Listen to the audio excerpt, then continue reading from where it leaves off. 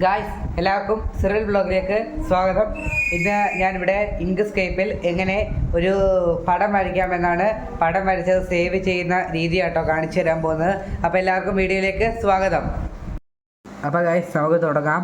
ആദ്യം നമ്മൾ ചെയ്യേണ്ടത് സർക്കിൾ ടൂൾ എടുത്തിട്ട് നമ്മൾ സർക്കിൾ വരയ്ക്കാനാണ് പോകുന്നത്. അപ്പോൾ നമ്മൾ സർക്കിൾ ടൂൾ എടുക്കുക. അതിനുശേഷം ഇതേപോലെ നമ്മളൊരു സർക്കിൾ വരയ്ക്കുക.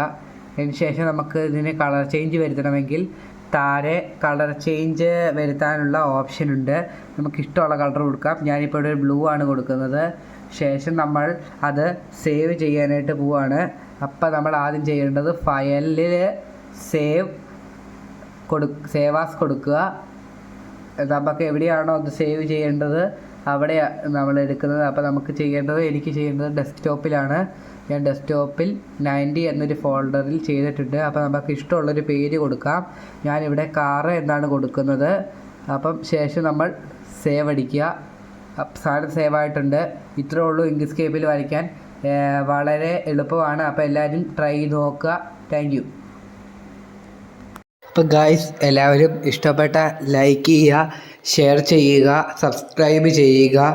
ഇനിയും ഇതുപോലുള്ള ഇൻഫോർമേറ്റീവായ വീഡിയോസിനായി എല്ലാവരും ചാനൽ സബ്സ്ക്രൈബ് ചെയ്ത് ഓൾ എന്ന ബെൽ ബട്ടൺ എനേബിൾ